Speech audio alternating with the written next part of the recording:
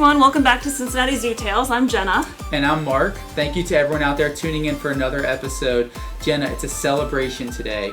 We are here celebrating Disability Pride Month for the month of July. At the zoo, it's a big celebration. We've got, being joined today by two very special guests to celebrate. Annie DeGrood, who is our Accessibility Program Manager, and Druh Green, and Druh is a member of our Cincinnati Zoo Dive Team. So we really appreciate both of you being here. We know you're busy people, so thanks for taking the time to join us. Yeah, excited to be here. Excited to be here. Yeah, thank you. This is different for us.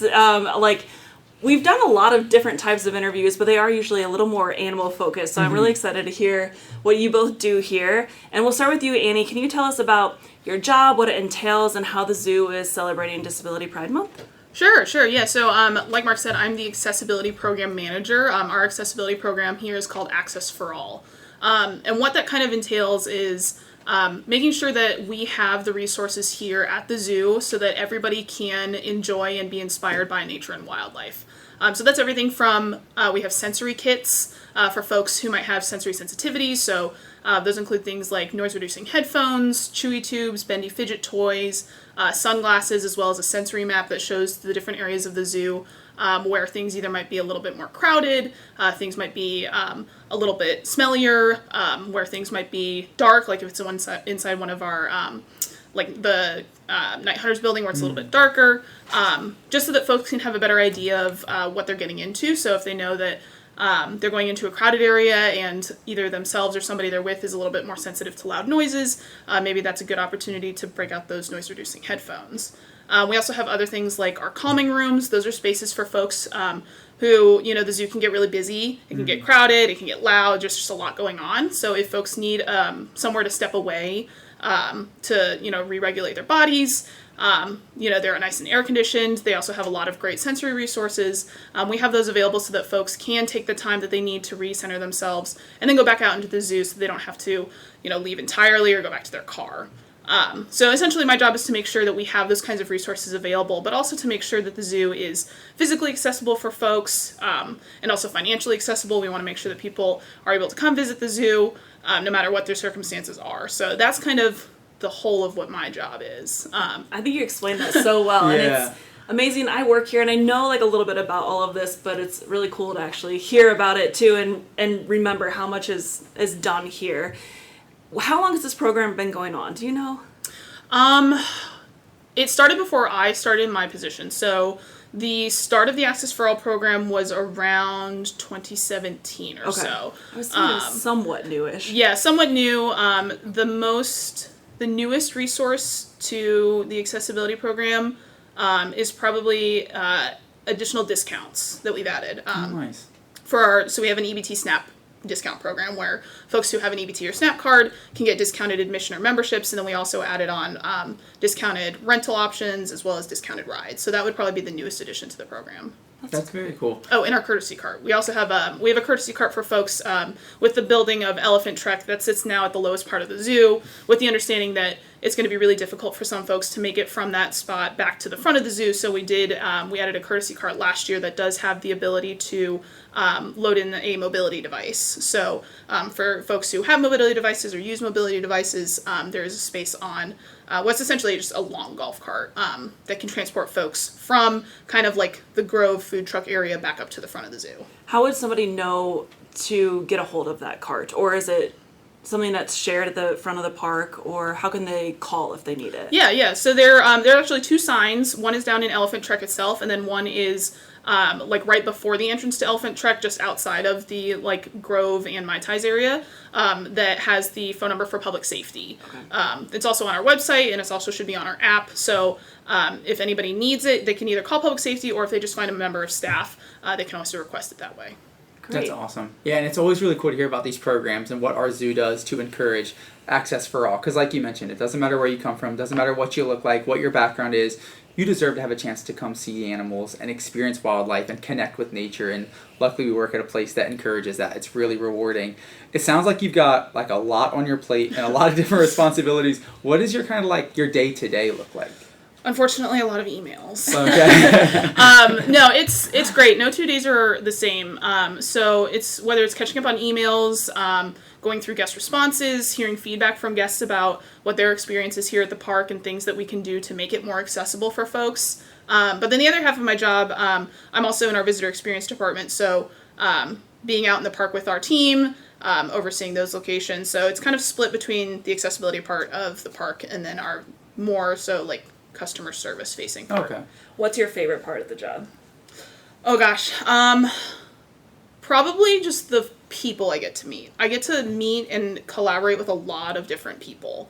And it's really great to be able to hear from other people's experiences, whether that's, folks who are in the communities we're serving, or if that is other kind of accessibility program managers at either other zoos or other organizations here in the city. It's just really great to be able to interact with a lot of different people from a lot of different backgrounds. And I know we're celebrating Disability Pride Month. What are some of the things that the zoo is doing over the month? Yeah, so the first thing that we were doing, we actually we did a staff screening of the movie Coda. So for those who haven't heard of Coda, highly recommend. It's a great movie. It is a kind of coming of age story about a girl who she is the only hearing member of her family. The other 3 members of her family are all deaf. So it's in the movie. I mean, it's been highly awarded. It won 3 of the top biggest awards at the Academy Awards in, I think it was 2022. One of which being Best Picture. And it's been really highly awarded because it has such great representation of folks in the deaf community. So the 3 family members of the girl in the movie, they are all deaf and they use sign language to communicate. So we did a staff screening of that film. And then we are going to be going, a small group of us are going to be going to an event that's being put on locally at the OTR Distillery House, I think is what it's called. That is a Disability Pride Month celebration. So there's going to be food, there's going to be speakers, a couple of activities. So a group of us are going to plan on going over there. And then to wrap it all up, we're also going to do a kind of accessibility panel where we've got a couple of self-advocates from various communities who are going to come speak to staff as kind of a way to talk about their own experience, but then also help staff learn about how we can better support folks from all different backgrounds. That's kind of perfect roll-in to talk to Druh, who is our other special guest here. And that sounds like you're doing amazing things and, another reason we can be proud to work here at the Cincinnati Zoo. And Druh, I've known you, I don't know, at least since 2017. I remember with Fiona stuff going on, maybe before that. But tell us a little bit about yourself. If you don't mind, tell us about what your disability is and anything you want to share. I was born in 1986, as you know, with Rubinstein Taybi Syndrome, which is a rare genetic disorder. Now, you may not be aware of this, but the Americans with Disabilities Act was passed into law in 1990, so that makes me 4 years older than the law. That's kind of crazy. That was just that recent, but... You would think it was farther back than that. I didn't realize it was only in 1990. Yeah, that was passed. Mm-hmm. And what kind of experiences have you had living with a disability? Good and bad? Past experience, if I think back to when I was a kid, I was bullied and teased a lot, and I was made to feel like I didn't belong to any social groups, or felt like that I'm not good enough to run with the boys and girls. Tell us about some of the things that you've mentioned before, that you're really receptive to what people are saying to you, but sometimes maybe you have trouble with expressing what you want to say, right? That is put true. the words in your mouth, but that is true. True. I can, I know somebody's saying to me, but I have the most difficulty putting what I'm thinking into the words that I need to say. That makes sense. And I mean, people can't see you right now, but do you think people would know if they just looked at you if you had a disability, or have you had like issues with that in the past? When they look at me, me as an individual with a developmental disability, they don't actually see the disability until I start talking. Now, most people, you usually have a disability that's visible, but until someone starts talking to me, my disability is almost invisible. Yeah. But despite your disability, you're a diver here at the zoo and do amazing things, and I've heard all the stories, but I want to hear from you what else you do outside of diving here, because I'm sure everybody else would be really interested to hear. Other than maintaining the habitats here, I've also been known to moving scuba tanks and filling them and delivering said scuba tanks to wherever they need to go. And oftentimes I will often act as a standby diver, which basically is the safety person, to make sure the divers under the charge are safe. I didn't explain, when we said divers, some people might wonder what we're talking about. So, for example, hippo, manatee, penguin, used to be polar bear. It's going to be otters. Otters, yeah, small clawed, and you guys do river otters. Did you do the elephant pool as well, right? Yeah. Essentially, we have a team of divers, some volunteers, some staff that come in, and when the animals are safely inside, out of the water, or you guys get to dive with the penguins, right? In little blue and sometimes king penguin. Yeah, That Nice. seems pretty cool. Yeah. But essentially, they help us out by keeping the pools crystal clear so everyone can see and enjoy the animals. So they're down there diving, vacuuming, scrubbing windows, scrubbing algae, doing amazing things. So Druh is a part of that team, which I didn't explain. clearing at the front. intakes and skimmer Yeah, clearing the skimmers. to make the and to keep the water flowing. a lot of hippo poop in there. A lot of dirty work to it. Yeah. So you help with all the different, so we have, people that are standby divers, making sure that the divers in the water are safe. You help with all of that. And, okay, tell us all of your certifications you have for scuba diving. I have basic open water.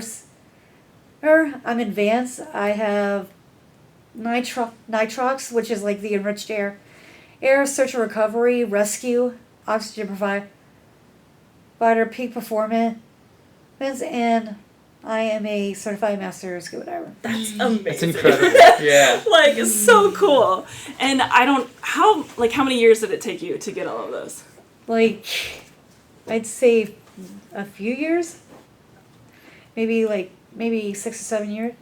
I mean, actually 15. Actually, Really? Oh my 15. gosh. Wow. Which is the number of years that I've been scuba diving. That's amazing. So I was going to say, how long have you been scuba diving, and how did you get started here at the zoo? Well, I started at the zoo as a volunteer educator, and one of my shifts was Manatee Springs, and as I was doing my volunteer educator shift, I noticed that there were scuba divers in the tank. So I thought to myself, I want to do this. I still want to do this. So after my shift, I turned to my support team, and I told them that this is what I wanted to do, and we made a plan to make it happen. And who's on your support team? My family and my friends, the people from the Department of Developmental Disability Services,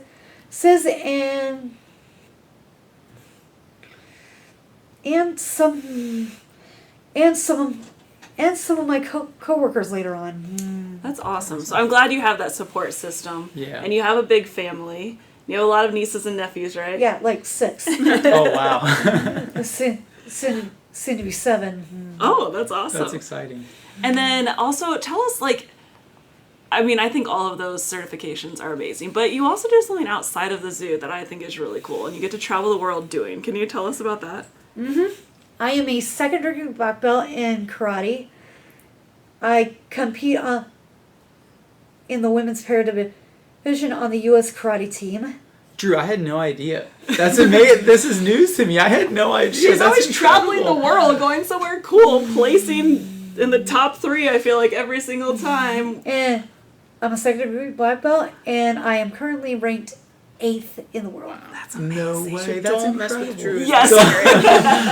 I might have to have you teach us some moves after this so I can embarrass That's myself. incredible. So you say you get to travel a lot. Do you have a favorite travel like a favorite trip that you've been on or place that you've gotten to visit? Oh my God, I have a big list. I have a big list. I traveled a lot of places, like Rome, London, Paris, South Africa, Madrid, Wow. in Budapest, even though some people call it Budapest.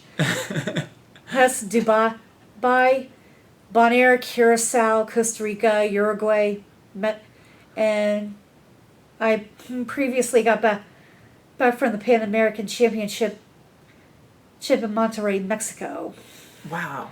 I'm so And jealous. I had no, but honestly, I have, as far as places go, there are no favorite. Okay. I just love exploring different cultures and meeting different people. That's a great mindset to Yes. have. Yeah, just enjoy, take it in no matter where you go, right? Now, I know you say you don't have any favorites, but like if you were going to suggest somebody goes diving somewhere, does one place come to mind? I would say the best place to come to mind would probably be Bonaire. Okay, yeah, that sounds pretty awesome. That would be pretty cool. So when you're working here at the zoo, obviously you've got a lot of responsibilities. Do you have a favorite part of your job that this is the aspect that I love the most, or anything come to mind? I just like being with animals. Because generally, and I probably don't know this as I was a kid, I have I've been a general animal lover. That's awesome. I feel like that's a pretty common thread for all of Yeah. us here at the zoo, right? We've all been inspired at some point. And like you said, the manatees inspired you to start diving. That's a really cool story. So you do all of these amazing things, but what would you say is the hardest part of being somebody with a disability that others may not realize? Okay, oftentimes, and this is pretty much ongoing to some, like most people often are like underestimated. Like generally, I hate being told to set my goals too lower just because someone once tells me I can't do it, and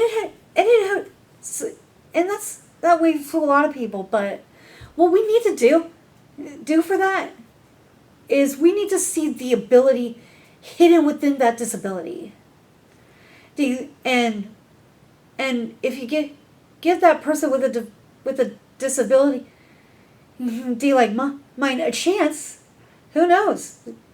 They just might surprise you. You might end up with a black belt in karate and a master diver to go. For sure. Do you think, would most people want, if somebody saw somebody and they could tell they had a disability, do you think they would want people to come and ask them about it, or do you think it's totally individualized? Like, do you mind talking about your disability? So, well, honestly, Lee, I'm always too afraid to discuss my disability because oftentimes in my mindset, I often feel like I'm probably going to get poorly judged because of it. That's sad. Yeah. Especially because once you get to know you, you are more impressive than so many people I know, and that's, I don't know, I feel like it's hard when you don't know if somebody wants to talk about something or not, but we want to be inclusive, so I'm really glad that you're willing to talk to us on this podcast and that we can share everything that you've done. Do you have a favorite animal? Honestly, I have no favorites. Okay, no I favorites. love them all. Okay. Love them all. What about you, Annie? Do you have a favorite animal? Yeah, I do. It's the meerkat. The meerkat. I think I knew that, actually. Hey, are you just sucking up to Jenna? Be honest. No, I swear. best. Oh man. Is there anything else you guys want to tell us about yourselves or the, Access for All program or anything that advice you have, Druh, for anybody with a disability that might want to be involved at the zoo? Honestly, my advice would be see the ability in the disability, give that individual a chance to prove that they could do something, and stop assuming they can't do something because they have a disability. I think that's great advice. Yeah, definitely. That's some words for all of us to live by, for sure. Well, if you all are up for it, I do have a little trivia round for you. If you're interested in participating, we're with a master scuba diver today, so I've got some scuba trivia. Okay. If you're I'm up going to for lean it. really heavily on you for the answers. So first we got 4 questions in total, okay? First question we've got for you is, who is considered the father of modern scuba diving? Oh, that's easy. That's Jacques Cousteau. Jacques Cousteau, you got it. 1 for 1. I wouldn't have been able to guess that even if I Good tried. start here. Good start. Next question up. These next 2 questions just astounded me when I learned these facts. It doesn't make sense. Maybe you could describe, Druh, how this is even possible, because it doesn't make sense to me. But second question, what is the world record for the deepest scuba dive? The deepest dive. Something scarier than I'm willing to Wait, I was gonna ask you what the deepest you've ever dove first. I think the deepest I've ever dove was like 105 feet, and I was scuba diving in Curacao off this port, and there's this like shipwreck underneath. Wow. Beneath it was like a cargo ship called the Superior Producer. You've been 105 feet deep. I don't think I've been more than 10 feet Now- underwater. Non-scuba diving. Why is it I went 1,000 feet in a sub? Oh my gosh. Oh, that's incredible. I'm too claustrophobic for that. Like, I don't think I could do a sub, even though it'd probably be amazing once you're down there. Okay, I took us off course, but if Drew's been 105 feet... Yep. That helps. That's a bench. I was gonna ask. But they what's do, welding and stuff, what, deep miles? water stuff, yeah. I would say over 10,000 feet. Yeah, right? Like over 2 miles. Over 10 or 20,000 feet. Yeah, because what, 5,000... 5,000... This is 5,180 5,180 miles. I grew up in Denver, so 5280 is something that's Oh, very there you go. hard to do. Mile High Yeah, City. okay. I'm going to guess 15,000 feet. Do you have a guess, Annie? It can be so wrong. I'm always wrong. 12,000. Okay. Sure, I'll go 12,000. I'd probably say 20,000. So I should have phrased this question a little better. This is unassisted. So what you guys are talking about was it's people they've had aid yes. to get down there, whether Okay. they take weights or they take a submersible and then get in scuba gear outside Yeah, and have the the submersible. thing attached to Yeah. But this is unassisted. Unassisted. We have Unassisted dive. Like free diving. But Kind of, but with the scuba gear, yeah. But they didn't take weights or anything to get down there. They didn't take a vessel or anything like that. I guess 300 feet. 300. Okay. Yeah. I'm gonna say over 13,000. 13,000. I'll say 400.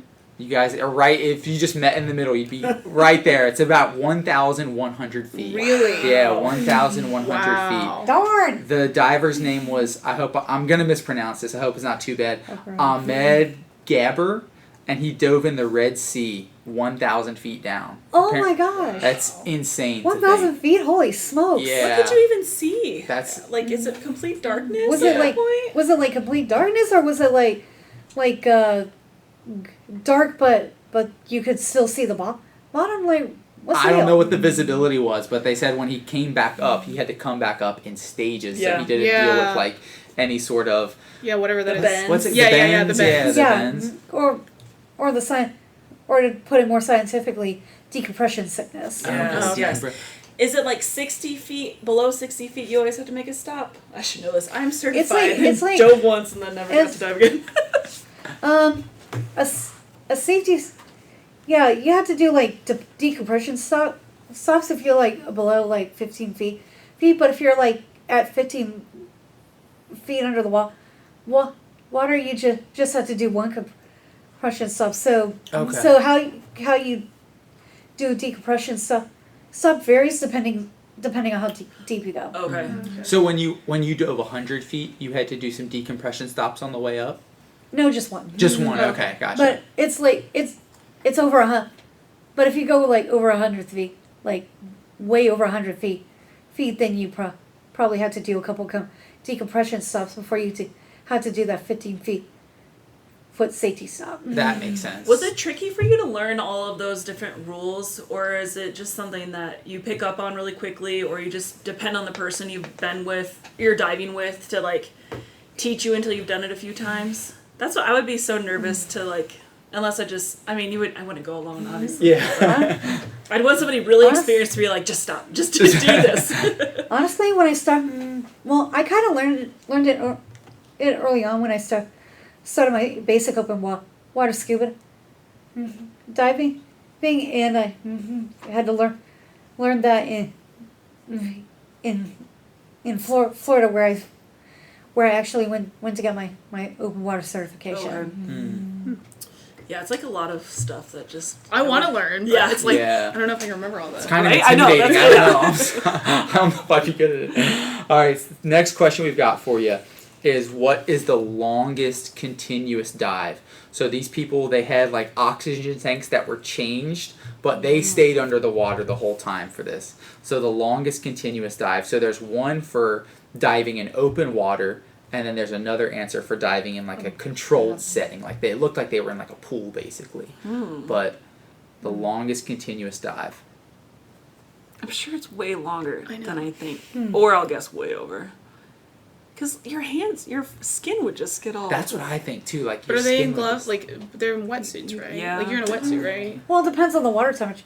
Depends on the water temperature, but if you're like in like cold water, like if you're like to dive in the Antarctic or in the Arctic, you might want to wear a dry suit. So wait, okay, question. Are we allowed to know where these took place? So the dive in open water was just off the coast of Egypt, and then the controlled dive was just in a pool, like in a swimming pool, basically.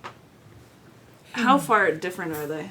Is it like drastically from the open water versus the pool? I think it's drastically. Yeah, I think it's drastic. I'm gonna guess like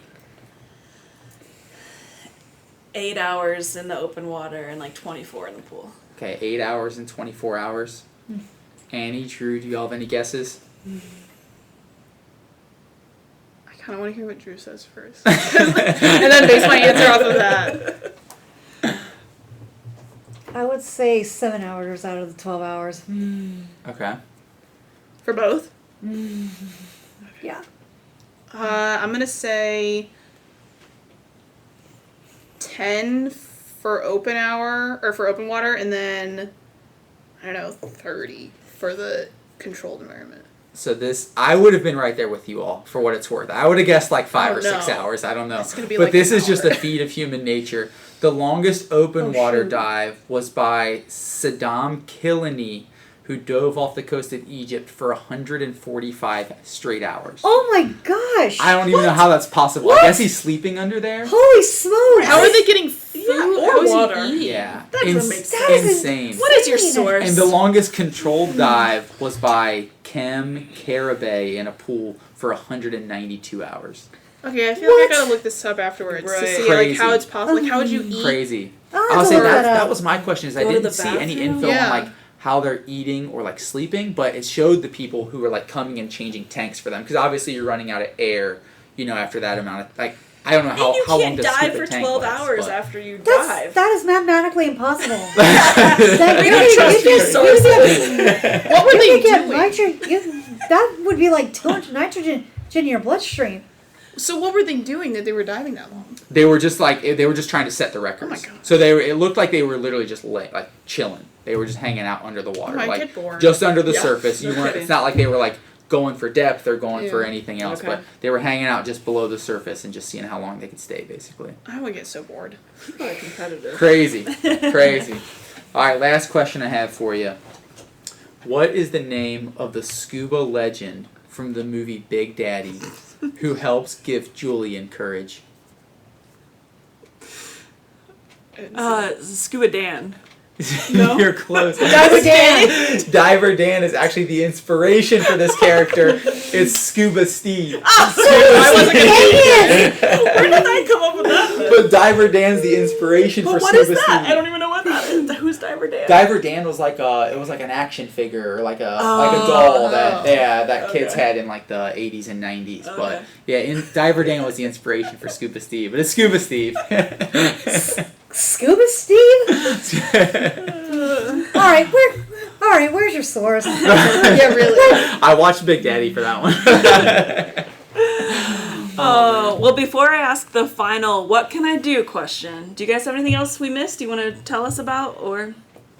No, that just about, no pun intended, sums it up. Okay, Drew, can you answer this for me? What can I do? We need,